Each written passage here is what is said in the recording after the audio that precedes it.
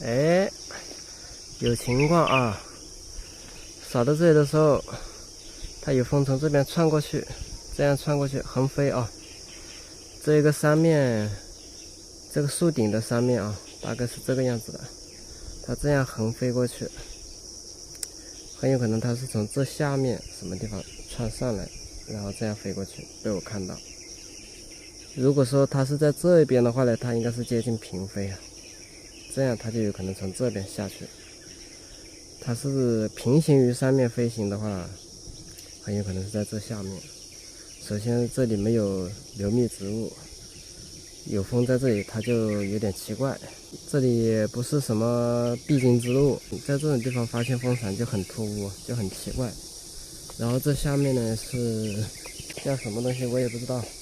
这种地方就容易存在那种明槽，因为它空间里面会有空间，这种槽里面会有空间，而且也能遮雨。我们从下面一点这些地方观察一下，看是不是在这一个范围啊。扫到这里的时候啊，发现风本来是这个方向飞上去的嘛，在那边看到的，在那里往这边飞上去。现在在这下面看的时候，发现风从这边横过来下来了，蜂窝应该在这一个位置了。现在就确定这里是有窝蜂了，刚刚是可能性比较大啊。然后现在到这里的时候，那个比较黑的叶子扫到那里的时候，它就直接掉下去了。这一窝蜂就这么找出来了啊！从这边钻进去看一下，已经走进来了啊，还没看到蜂窝口。刚刚看的是往这边掉下来的，再看一下啊，应该是能看到蜂窝口的。看到了啊，确实是那一棵栗子树，就在那里面。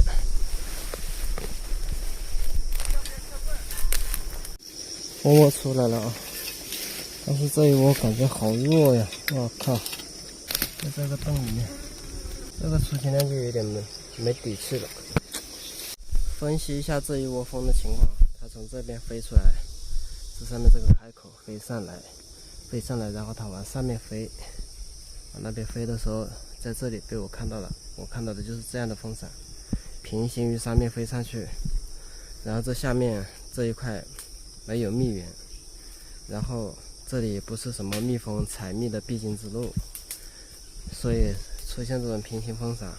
包括这下面的，看到这下面的地形很容易存在蜂窝，所以说这种平行风伞可以去判断一下它蜂窝可能存在哪个方向，然后再去下面这样扫一下。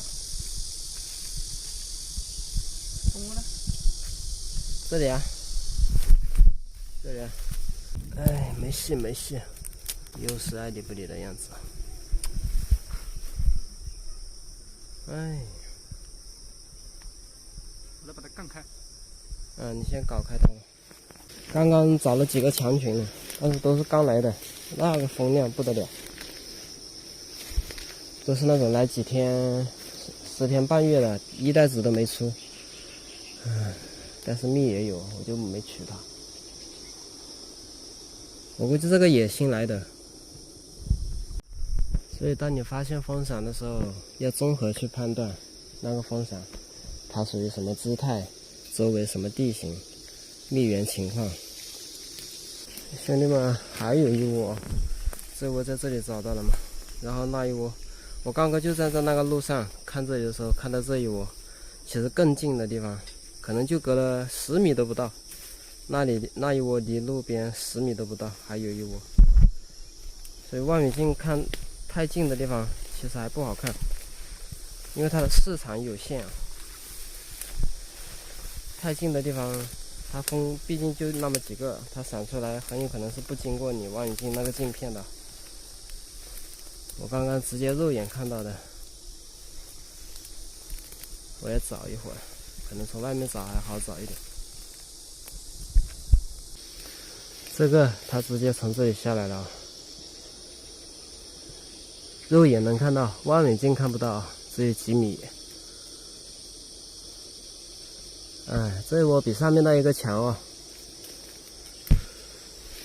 先看一下上面那个有没有蜜啊？就在这个草堆下面啊。非常小的蛋是新来的。我靠！哇，又是雪白雪白的，掉了都。嗯。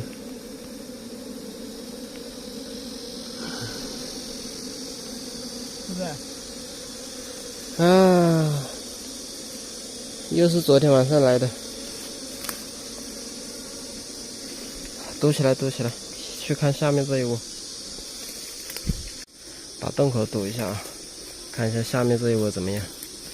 今天心里拔凉拔凉的，已经找了4窝了，还没取到1斤蜜。